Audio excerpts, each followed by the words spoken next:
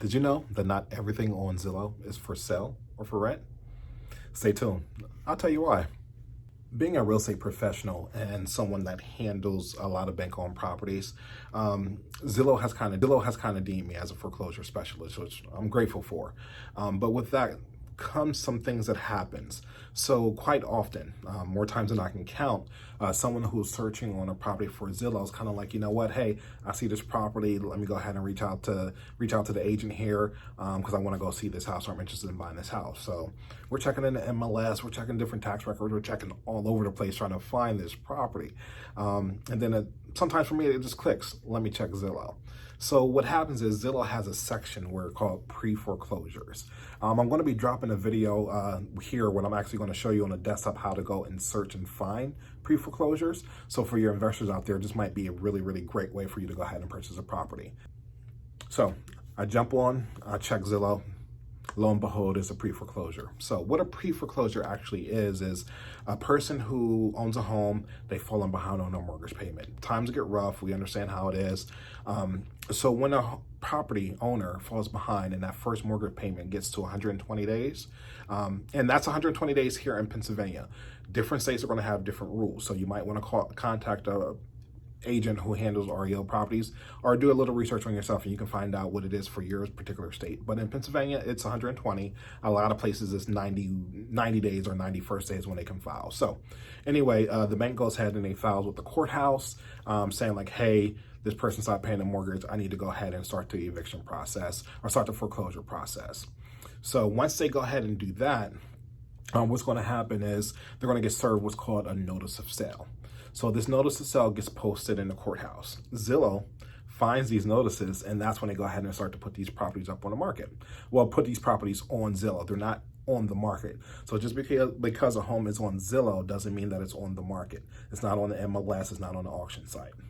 So next step after that, or the next thing that I need to tell you about is, so once that is actually served, a person still has up until, and once again in Pennsylvania, they have up until 1 hour before the auction that they can actually get redemption. So they can actually reach out to the bank and get everything squared away where they can keep that property. So a lot of people don't realize this, but banks don't really want to foreclose on your home.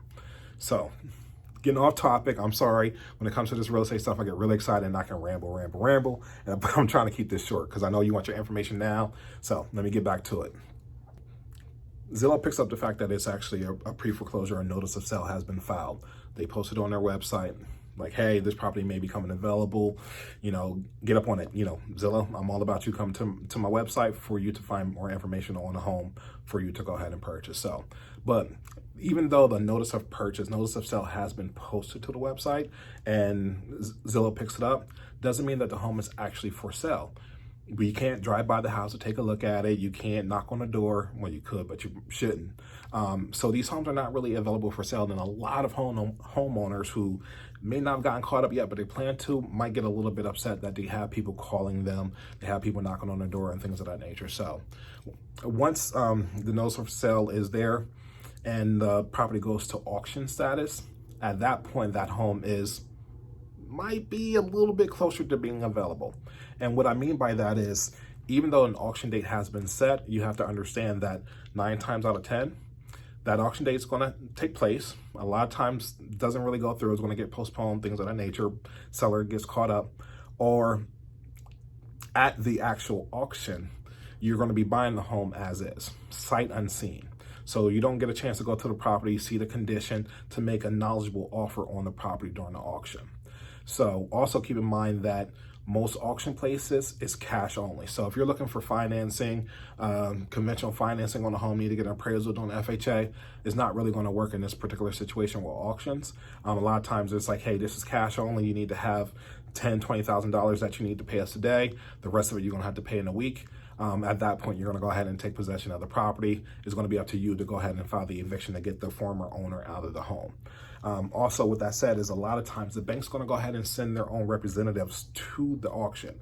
Either they're going to send their own representative or they're going to actually tell the courthouse, hey, there's a reserve on this. I need to get X amount of dollars. If I can't get X amount of dollars, we're going to go ahead and cancel the sale. If they do get over that, then they're going to go ahead and sell it to the person that inquired about it.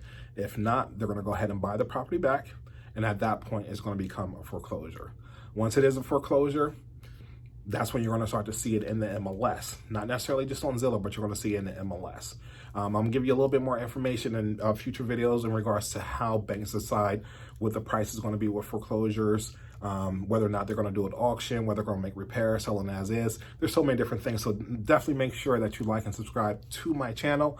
I'm trying to give you guys as much information as possible about buying and selling real estate, including foreclosures in South Central PA, the Harrisburg, Camp Hill, Dauphin County market where I live. So if you have any questions, feel free to make sure that you comment below.